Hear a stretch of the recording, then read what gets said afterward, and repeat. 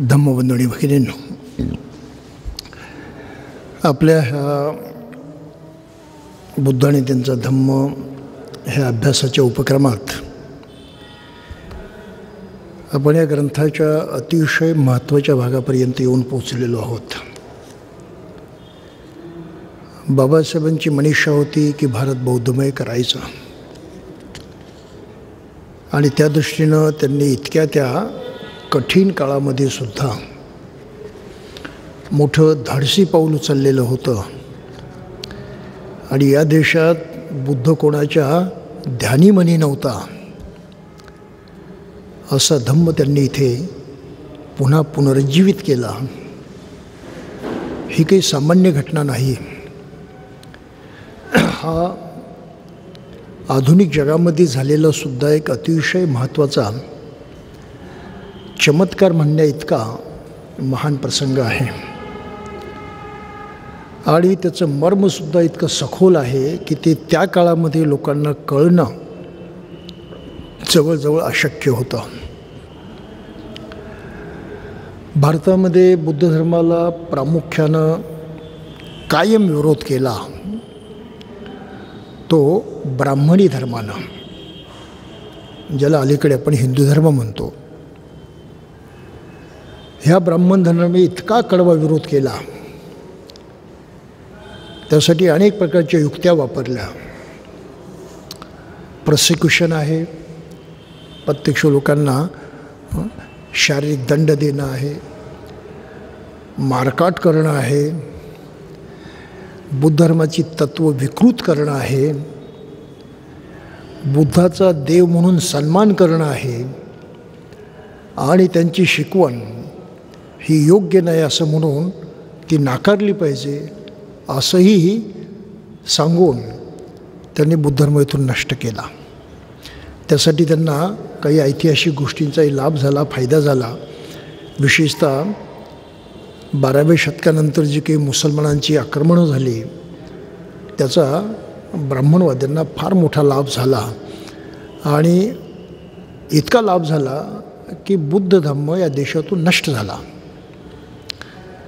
बुद्धाची ओळखसुद्धा हा देश विसरून गेला, इथपर्यंत वाईट झाला. ते ह्या अशा अतिशय भयानक पार्श्वभूमीच्या वेळी, अशा स्थितीच्या वेळेस बाबासाहेबांनी तो बुद्ध धर्म पुन्हा देशामध्ये आणावा, त्याचं पुनरुज्जीवन करावं. हा आपल्याला आश्चर्य वाटत नाही? हा चमत्कार वाटत नाही? करोडो लोकांच्या ध्यानीमनी गोष्ट नव्हती. ते जगामधले जेवढे बौद्ध आहेत त्या बौद्धांच्या सुद्धा कधी ध्यानीमनी नव्हते. आणि बुद्ध धर्माच्याबद्दल ज्यांना आपुलकी आहे अशा जगातल्या कुठल्याही माणसाच्या ध्यानीमनी नव्हतं. अशा प्रकारची गोष्ट बाबासाहेबांनी त्या काळात करणं ही निश्चितच सामान्य गोष्ट नाही, आपण लक्षात घेतलं पाहिजे. तो इतका विलक्षण चमत्कार आहे, इतकी महान घटना आहे ती, की त्या घटनेचं यथार्थ मूल्य, त्याची नेमकी किंमत, त्याचं नेमकं महत्त्व हे समजून घेणंसुद्धा कठीण आहे, पण ते आपण केलंच पाहिजे. आणि हे समजून घेणं कठीण असल्यामुळंच बाबासाहेबांच्या नंतर बुद्ध धर्माची ही वाटचाल ज्या ताकदीनं व्हायला पाहिजे होती ती होऊ शकलेली नाही. उलट त्याला फाटे फुटले, त्याच्या उलट्या प्रक्रिया सुरू झाल्या. आणि आज 60 वर्षानंतर आपण अशा एका ठिकाणी येऊन पोचलेलो आहोत, ज्याला आपण टर्निंग पॉईंटसुद्धा म्हणू शकतो, की जिथे खरंच पुढे काय होईल, बुद्ध धर्म वाढेल की वाढणार नाही, त्याला भविष्य आहे की भविष्य नाही, अशा संभ्रमाच्या ठिकाणी आपण येऊन पोचलेलो आहोत. ही वस्तुस्थिती आहे. जर या संभ्रमाचं निराकरण आपण केलं नाही तर बाबासाहेबांच्या चळवळीलाच भवितव्य नाही. चळवळीला, संपूर्ण चळवळीला, इथून पुढे जे काही घडेल जगामध्ये, इथून पुढे जे काही घडेल मनुष्य समाजामध्ये, त्या सर्व घडामोडीचा प्रमुख आधार कल्याणाच्या दृष्टीनं, सार्वजनिक हिताच्या दृष्टीनं फक्त बुद्ध धम्मच असणार आहे, ही भूमिका जगामध्ये जवळजवळ सर्वच विचारवंत आज घेताना दिसतात. म्हणजे जगाचं भवितव्य बुद्ध धर्माशी बांधील आहे, निगडीत आहे, हे तत्त्व आज जगन्मान्य आहे. आणि एवढीही जगन्मान्यता असणारी गोष्ट जर इथे भारतामध्ये बौद्ध म्हणणाऱ्या माणसांना कळत नसेल, बाबासाहेबांचे अन्वयी म्हणणाऱ्या लोकांना कळत नसेल, तरी किती मोठी शोकांतिक आहे ती पहा. It's a greatest of tragedy, अशी याची परिस्थिती आहे. आणि म्हणून या ग्रंथामध्ये बाबासाहेबांनी आपल्या त्या साऱ्या भविष्याच्या जडणघडणीचा मुख्य अन्वयार्थ सांगितलेला आहे. आपण अशा ह्या प्रकरणी येऊन पोचलेलो आहोत.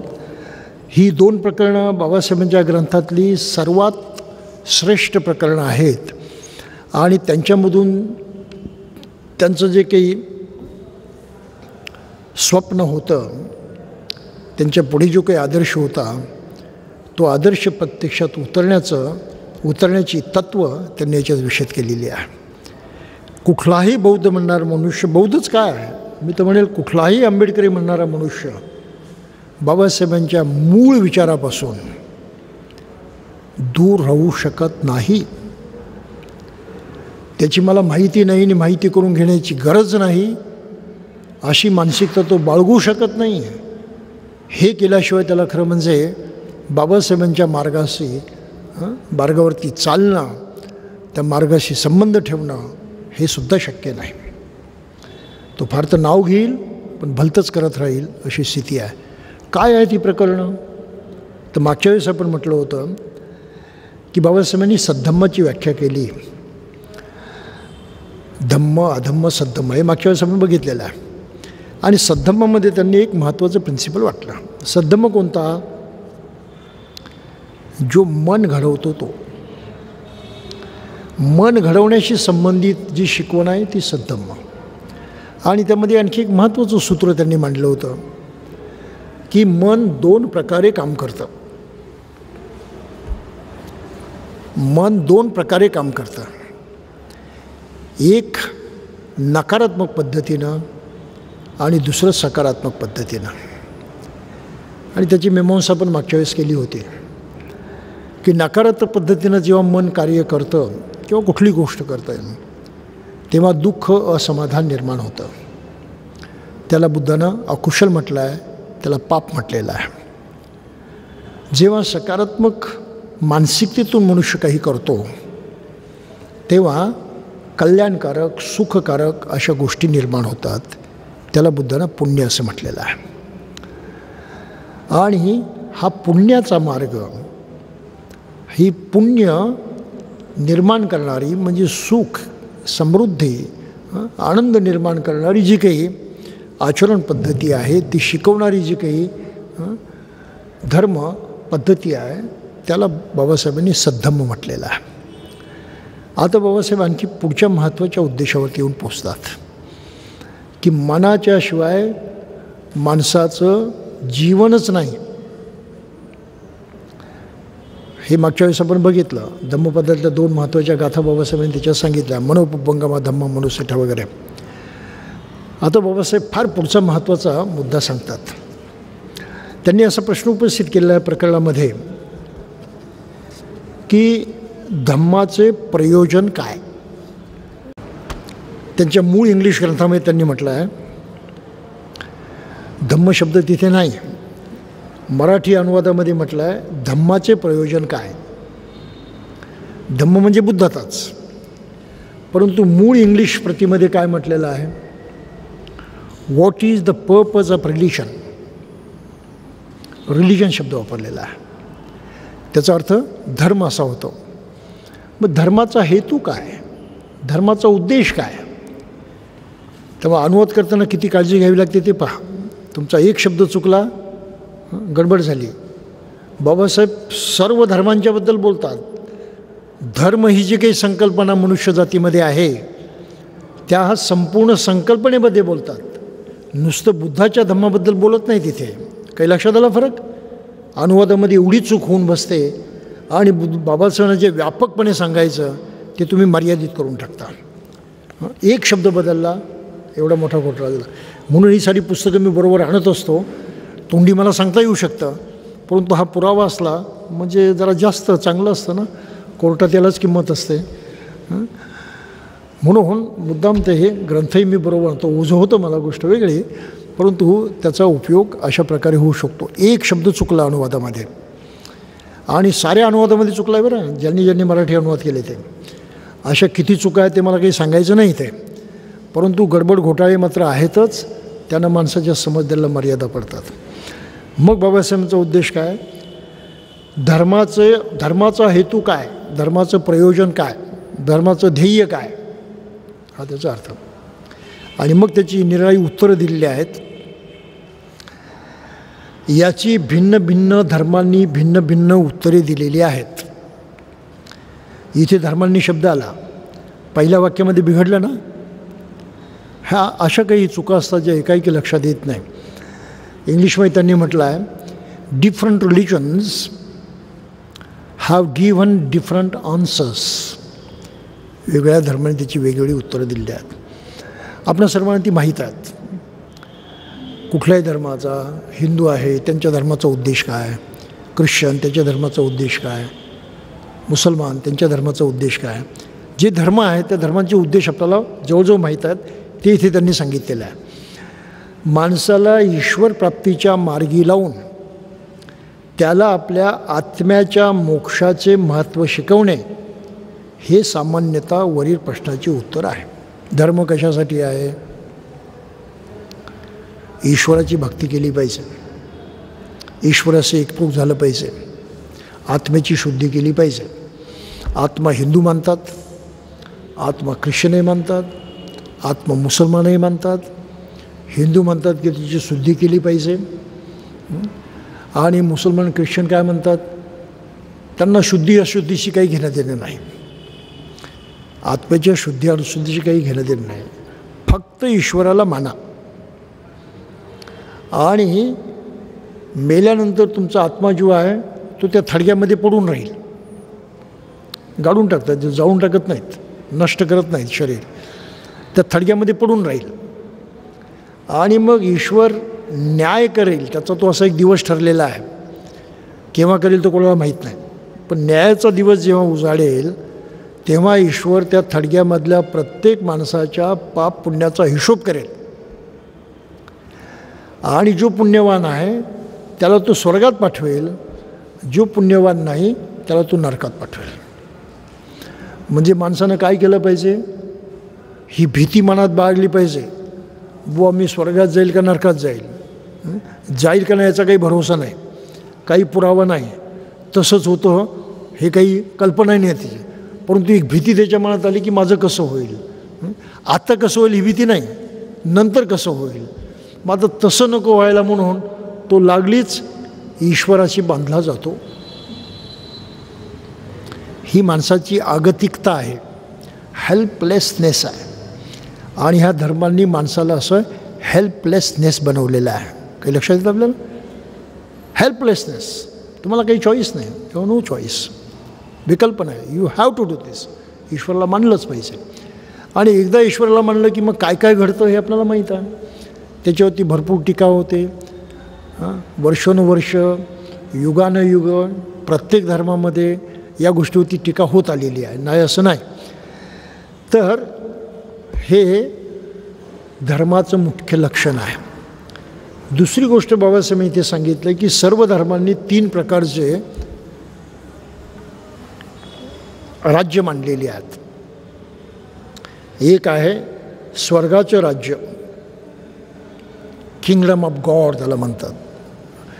बायबलमध्ये असा शब्द आहे, किंगडम ऑफ गॉड. दुसरं आहे इहलोकीचे राज्य, भौतिक स्थिती. आणि तिसरं आहे नरकाचे राज्य, जिथे सारं दुःखचं वगैरे. असे म्हणतात की स्वर्ग राज्यात देवाचे शासन चालते, नरक राज्यात दुष्टांचे राज्य चालते, इहलोकीच्या राज्यासंबंधी वाद आहेत, ते आजही आपल्याकडे आहेत. हिंदू राष्ट्र पाहिजे की मुसलमान राष्ट्र पाहिजे की आणखी कुठलं राष्ट्र पाहिजे, हे वाद आहेतच ना. त्यामुळे इहलोकीच्या हा बद्दल वाद आहेत. शैतानाच्या मांडलिकत्वाखाली हे नसतं. त्याचप्रमाणे देवांचे सार्वभौमत्वही त्यावर पसरलेले नसते. ही अशी भौतिक स्थिती आहे.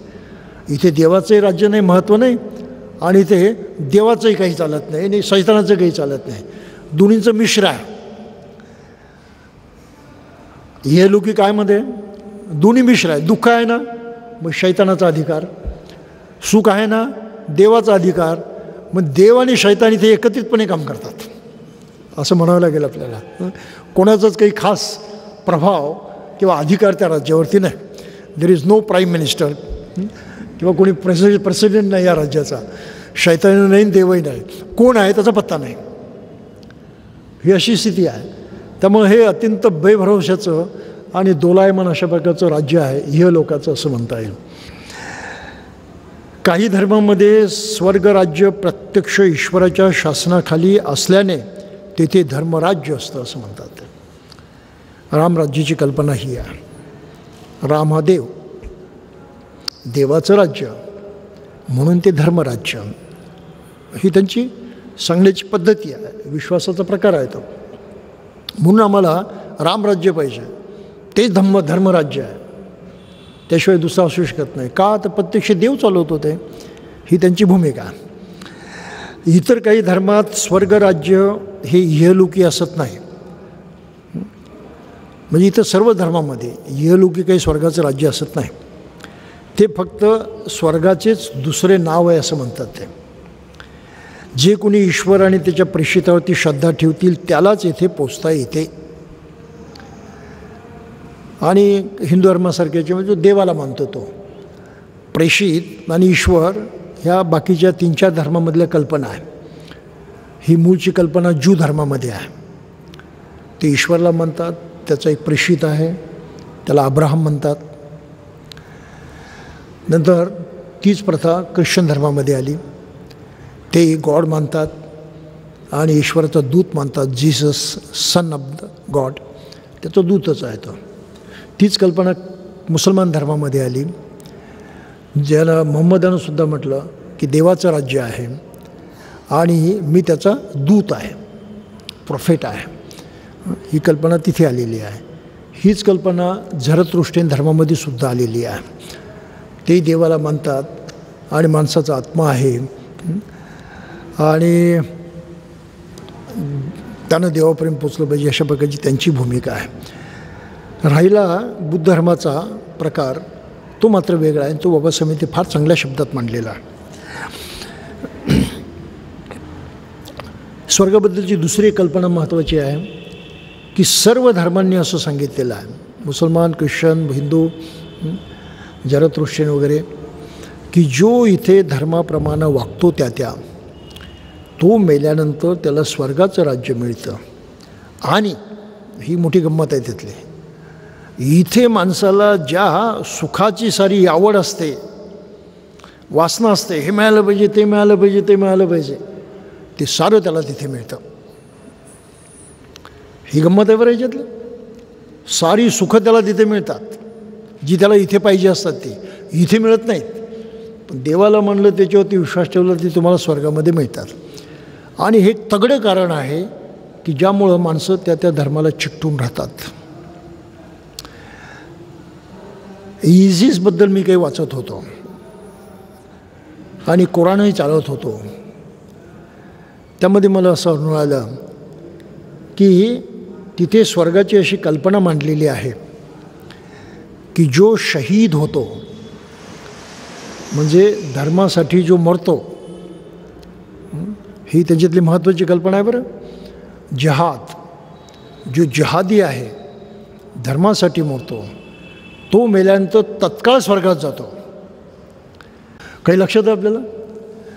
तीच हिंदूंची कल्पना आहे. स्वर्गामध्ये सारी सुख, प्यायला अमृत, खायला सर्व फळं, नाना प्रकारच्या इच्छा आकांक्षा तिथे पूर्ण होतात. रोग होत नाही, म्हातारपण येत नाही, दुःख काही असत नाही, बस सुखानं जगायचं. आणि मनुष्य त्या लोभामध्ये गुरफटला जातं. दुसरं काही कळतही नाही ना, दुसरं माहीतही नाही, आणि पाहिजे तर असतं, तिथं भावना असते मनामध्ये. मग आहे हा उपाय, इथे प्रॉमिस करतात का, मग गेला तिकडे. ही बाकीच्या धर्मांमधली महत्त्वाची पद्धती आहे. आणि जेव्हा कळत नाही, समजत नाही, विचार करता येत नाही, अशा लहान वयापासून हे जेव्हा माणसाच्या मनामध्ये बिंबतं, तेव्हा मनुष्य त्याला घट्ट धरून बसतो. त्याला म्हणतात संस्कार. तो संस्कारांनी बद्ध झाला, त्या संस्कारामध्ये, त्या मानसिकतेमध्ये तो अडकला. ही सर्व धर्मांची पद्धती आहे. म्हणून मग धर्मगुरू किंवा धर्म शिकवणारे कसे राहिले तरी यांना त्याचं दुःख वाटत नाही. आताचं ते प्रकरण पाहायला मिळेल, आपलं गुरमीत सिंगचं प्रकरण पाहायला मिळेल की आपला गुरु ज्याला आपण प्रत्यक्षात देव मानतो, देवाचा अवतार म्हणतो, तो जर असा अनैतिक वागत असेल तरी अनुयायांना त्याची फिकीर नाही. लाखो लोक रस्त्यावरती येतात त्याच्या समर्थनात. ही काही चेष्टा आहे का? हे अज्ञान किती भयंकर, किती सखोल आहे याचा थोडासा विचार करा. माझा इशारा त्या गोष्टीकडे आहे की मनुष्य किती मागे लागतात. त्यांना हे सर्व खपतं, हे सर्व चालतं का? तर ह्या लोभामध्ये, स्वतः त्या मानसिकतेमध्ये ते अडकले असतात. ती एक त्यांना सवय होऊन झालेली असतात. म्हणून धार्मिक संस्कार हे फार तगडे असतात. आणि बाबासाहेबांची ही भूमिका होती की माझ्या समाजावरती, या देशातल्या प्रत्येक माणसावरती असे अत्यंत चुकीचे संस्कार झालेले आहेत, त्याच्या त्या मानसिकता घडलेल्या आहेत, त्याच्या प्रवृत्ती, त्याच्या टेंडन्सी जे आहेत त्या पद्धतीनं घडलेल्या आहेत, त्या बदलल्या पाहिजेत. त्याच्यातून तो मुक्त होत नाही तोपर्यंत तो मुक्तच नाही, तो त्यांचा गुलाम आहे. आणि या अर्थानं बाबासाहेबांनी मानसिक गुलामी हा शब्द वापरलेला आहे. बाबासाहेबांच्या मानसिक गुलामगीचा हा अर्थ आजही लोक लक्षात घेत नाहीत. थोडं वरवरचं त्यांना कळलं तर ते म्हणतात बस आम्ही मानसिक गुलामीतून मुक्त झालो. माझा सवाल हा आहे की जोपर्यंत ह्या टेंडन्सी तुम्ही ही नष्ट करत नाही तोपर्यंत मानसिक गुलामगिरी नष्ट होत नाही. आणि बौद्धांची आज अडचण अशी आहे की टेंडन्सीकडे ते स्वतः बघायला तयार नाहीत, त्याची दखल घ्यायला तयार नाहीत आणि त्या घालवायला तयार नाहीत. काही लक्षात येतं आपल्याला? ही अतिशय गंभीर चूक आहे. आणि ह्या चुकीच्या दुरुस्तीवरती या देशाचं भवितव्य अवलंबून आहे. ही गोष्ट आपण लक्षात घेतली पाहिजे. ते बाबासाहेबांनी इथे प्रामुख्यानं मांडलेलं आहे. त्या तत्वापर्यंत आपण थोडंसं येऊया. सर्व धर्म असे उपदेशतात की ह्या स्वर्ग राज्याची प्राप्ती हे प्रत्येक माणसाचे साध्य असावे आणि ते कसे साधावे हे सांगणे त्या धर्माचे काम असावे. ध्येय काय? स्वर्गराज्य मिळवणं, तिथे पोचणं. मग धर्मानं काय करायचं? ते कसं मिळेल तेवढं शिकवायचं. मग पूजा अर्चा वगैरे कर्मकांड सारं त्याच्यामध्ये आलं, विधी संस्कार आले त्याच्यामध्ये. ही प्रत्येक धर्माची रचना आहे. सर्व धर्म यांची जडणघडण या पद्धतीनं झालेली आहे. धर्माचा उद्देश काय या प्रश्नाला भगवान बुद्धाचे उत्तर अगदी वेगळे आहे. बाबासाहेबांनी ते इंग्लिशमध्ये म्हटलेलं आहे पहा. The question what is the purpose of religion, the Buddha's answer is very different. ठीक आहे, बुद्धाचं उत्तर मोठं वेगळं आहे. ते इथून सुरुवात होते बाबासाहेबांच्या भविष्यकालीन संकल्पनेची. त्यांनी आपल्या पुढे निर्माण केलेले आदर्श असे काय म्हणतात ते पहा. जीवनाचा उद्देश काहीतरी काल्पनिक स्वर्गाची प्राप्ती आहे असे बुद्धाने लोकांना सांगितले नाही. बुद्ध धर्माचा हेतू स्वर्गप्राप्ती आहे असं अजिबात नाही. त्याचे म्हणणे असे की धर्माचे राज्य इहलोकीचे राज्य आहे आणि त्याची प्राप्ती धर्मशील आचारानंच घडते. आता याच्यात थोडे शब्द कमी जास्त झालेले आहेत अनुवादामध्ये. आपण मूळचं इंग्लिश जे आहे ते सुद्धा बघू. He did not tell people that their aim in life should be to reach some imaginary heaven. The kingdom of righteousness lies on earth and is to be reached by man by righteous conduct. Righteous हा शब्द वापरलेला आहे. Rights याचा अर्थ धार्मिक असा होतो, परंतु रायटस याचा अर्थ मुख्यतः सदाचार असा होतो, सदाचारी पद्धतीनं.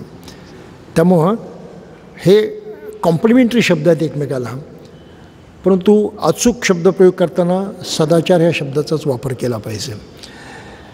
तर त्यानं असं सांगितले की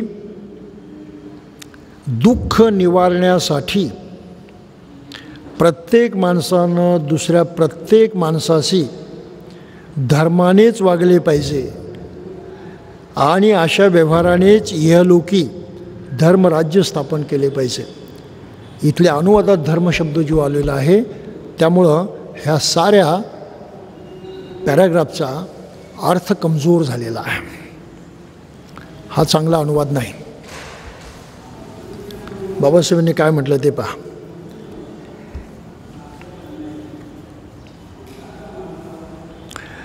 What he did was to tell people that to remove their misery,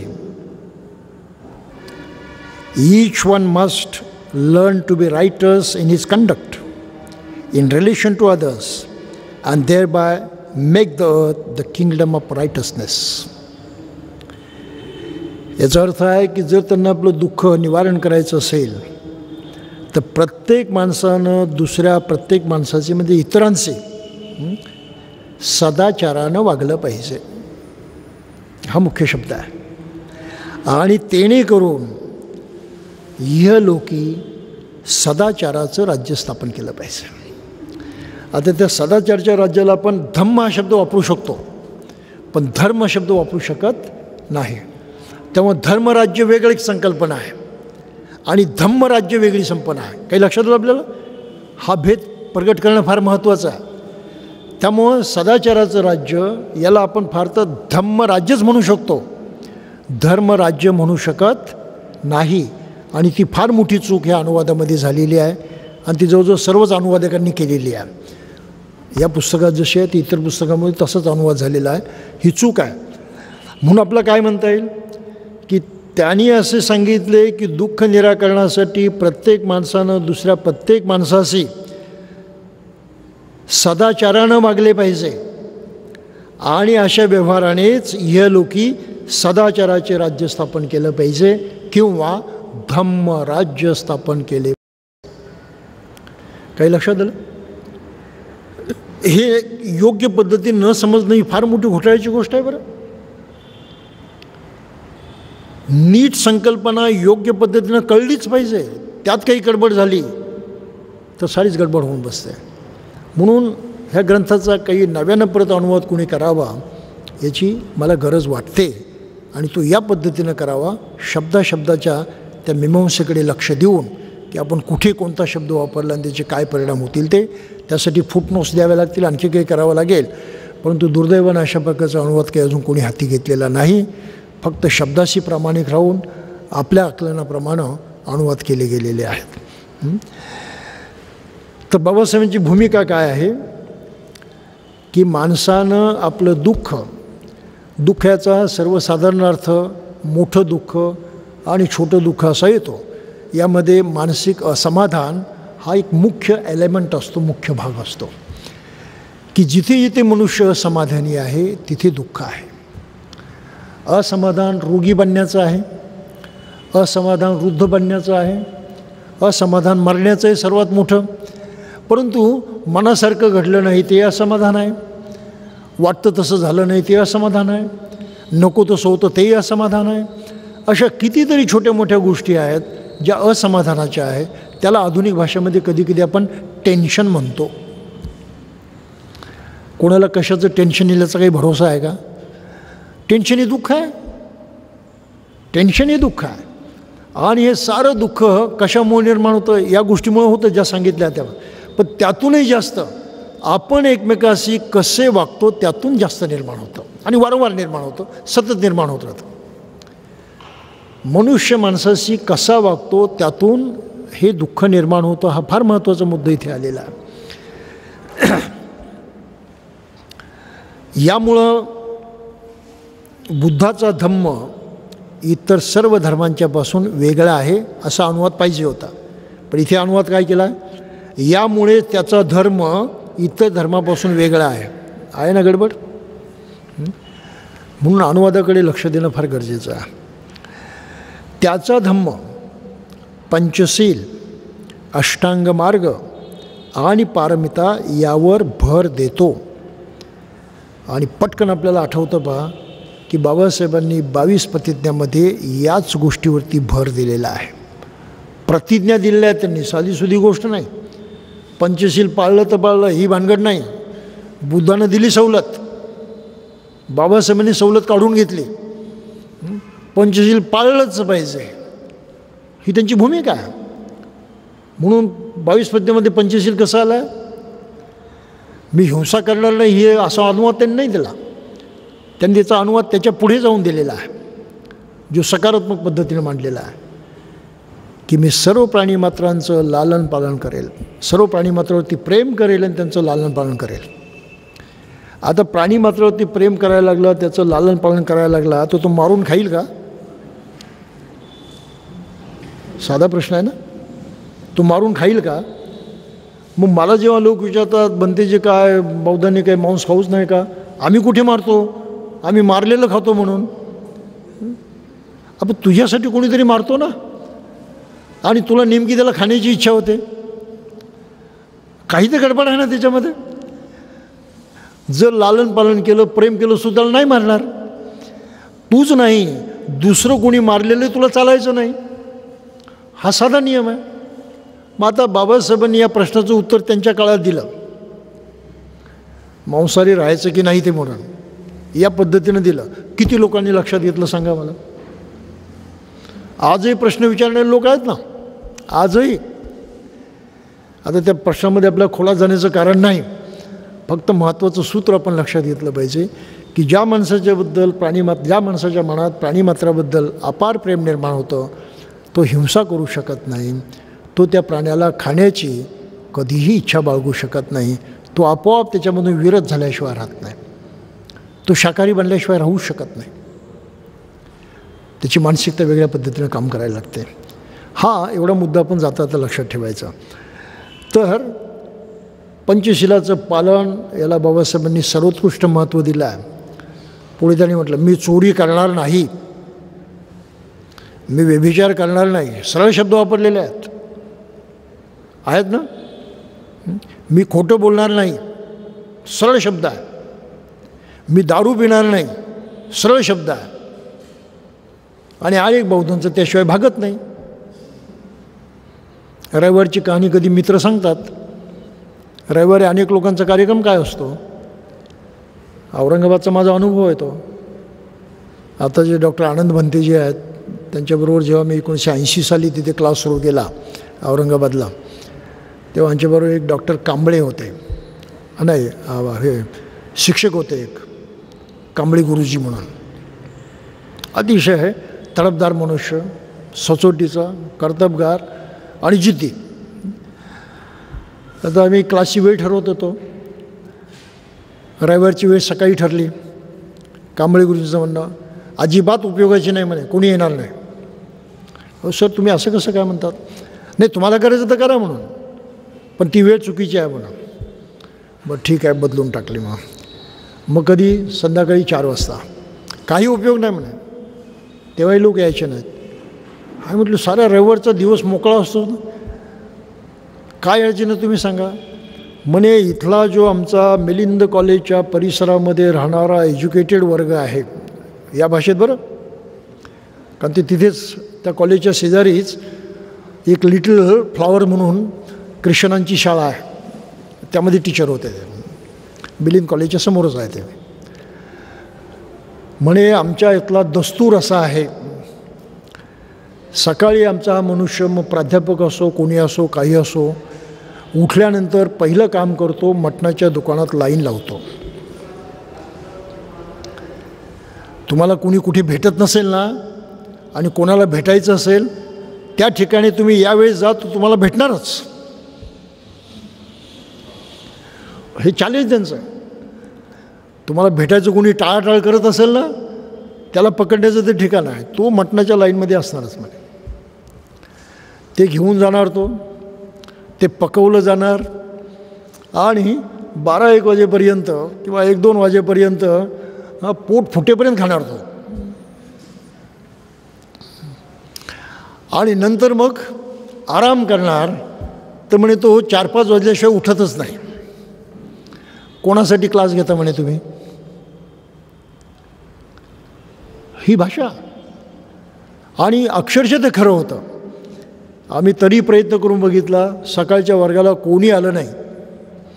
2-3च लोक हे असे, बाकी कोणी आलं नाही. एकही प्राध्यापक आला नाही, एकही टीचर आला नाही. विद्यार्थ्यांचाही त्यांना इंटरेस्टच नाही विद्यार्थ्यांना. ही आणखी भानगडपणा. शेवटी आम्हाला ती वेळ बदलावी लागली आणि संध्याकाळची वेळ करावी लागली सोयीस्कर. संध्याकाळी 6 वाजता क्लास. ही अशी परिस्थिती आहे. काही असो, पंचशिलाच्या पालनावरती बुद्धानं जोर दिलेला आहे. जर आंबेडकरी समाजानं, बौद्ध समाजानं एवढं एक जरी काम प्रामाणिकपणे केलं असतं, आणि या समाजामध्ये कोणी पिणारा खाणारा नाही अशा प्रकारची परिस्थिती निर्माण केली असती, तरीसुद्धा बुद्ध धर्माचं महत्त्व इतरांच्या डोळ्यामध्ये भरलं असतं. या लोकांचं महत्त्व इतरांना उमगलं असतं.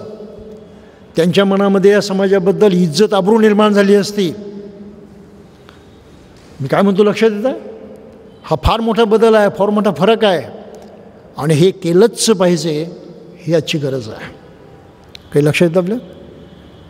पंचशिली सामान्य गोष्ट नाही. अष्टांगिक मार्ग पारमिता थोडेसे पुढे ठेवू, परंतु त्या दुर्लक्ष करण्याच्या गोष्टी नाहीत.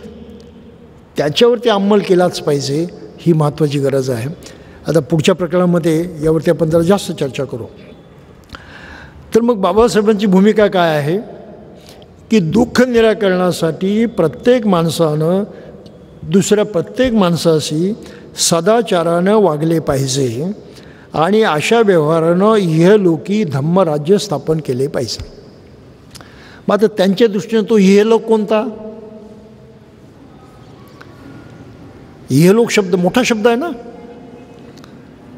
म्हणजे हे हा प्रचलित जगामध्ये, पण साऱ्या प्रचलित जगामध्ये हे करणं शक्य आहे का? नाही. मग इहलोक कोणता? तर आम्ही जिथे राहतो तो इहलोक. आमची वस्ती, आमची लोकॅलिटी, आमचा समाज हा इहलोक आहे. तिथपासून सुरुवात करायची आणि बाकीचा मोठा इहलोक जो आहे तो काबीज करायचा. काही लक्षात येतं आपल्याला? पण पहिलं पाऊल तुमचं कुठे पडणार आहे? तुमच्या समाजामध्ये. म्हणून बौद्ध समाज सदाचारानं जगू शकेल, सदाचारानं एकमेकाशी व्यवहार करू शकेल, अशा प्रकारचा बौद्ध समाज घडवणं हे बाबासाहेबांच्या शिकवणीतलं आद्य कर्तव्य आहे. The first responsibility. कोणते बौद्ध हे करण्याचा प्रयत्न करतात मला सांगा? कोणी करत नाही. ही वस्तुस्थिती आहे. आमचा समाज आम्हाला घडवलं पाहिजे आदर्शप्रमाणे. हे बाबासाहेबांचं कार्य आहे. त्याला नुसतं धम्मकार्य म्हणू नका. समाज घडवण्याचं कार्य सामाजिक कार्य आहे, सार्वजनिक कार्य आहे. धर्माच्या माध्यमातून ते होतं एवढाच फक्त फरक आहे, परंतु ते सार्वजनिक कार्य आहे. हे काही लक्षात आपल्याला? मग हे समाजकार्य आपण कधी आयुष्यात हाती घेतलेलं आहे का? काय ऐकलं आपण बाबासाहेबांचा प्रश्न आहे. म्हणून वस्त्या वस्त्यामध्ये आपल्याला त्याच्या उलटं चित्र पाहायला मिळतं. आपसामध्ये धुसफूस आहे, आपसामध्ये विरोध आहे, गटबाजी आहे, मारामारी आहे. त्या विहारामध्ये कोणी ढुंकून पाहत नाही अशी स्थिती आहे. सगळीकडे असं झालेलं आहे ना. हा सदाचार आहे का? विहाराचा कारभार पाहणाऱ्या माणसांच्या मध्ये गटबाजी असावी हा सदाचार आहे का? वस्तीमध्ये राहणाऱ्या लोकांच्यामध्ये निरनिराळ्या संघटनांच्या आपापसामध्ये संघर्षाची भूमिका असावी, हा सदाचार आहे का? आहे ना गडबड घोटाळा? हे कार्य बाबासाहेबांनी महत्त्वाचं कार्य म्हणून समाजाला दिलं की तुम्ही हे करा अगोदर, तुमचं बघून इतर करायला लागतील आणि अशा पद्धतीने तुमची संख्या वाढत जाईल. होऊ शकतं की सारा भारत बौद्धमय होईल आणि मग हा इहलोक जो आमचा देश आहे, भारत आहे, तो बौद्धमय झालेला असेल. परंतु चालण्याचं आपल्याला कुठे पोचायचं, त्या पोचण्याच्या ठिकाणी आपण पाऊल नाही टाकू शकत. आपल्याला पाऊल टाकावं लागतं. आपण जिथे आहोत त्याच्या पुढे सुरुवात तिथून करावी लागते, जिथे आहे त्याच्या पुढे पाऊल टाकण्यापासून. एकदम उचलला पाय आणि त्या हिंदू धर्मातल्या त्या वामनासारखा साऱ्या पृथ्वीला गिळंकर करून ठेवला असं तर काही नाही. ही ते परिस्थिती आहे. आपण कोणत्या भ्रमामध्ये राहतोय मला कळत नाही. आणि ही अत्यंत दुर्दैवाची गोष्ट आहे की आजही बौद्ध समाज या गोष्टीची अजिबात फिकर करत नाही. ही वस्तुस्थिती आहे. काय बाबासाहेबांचं ऐकलं आम्ही, हा प्रश्न आहे. आणि आता आणखी पुढे मख्खी यायची. बाबासाहेब त्याच्या मुळाशी जातात.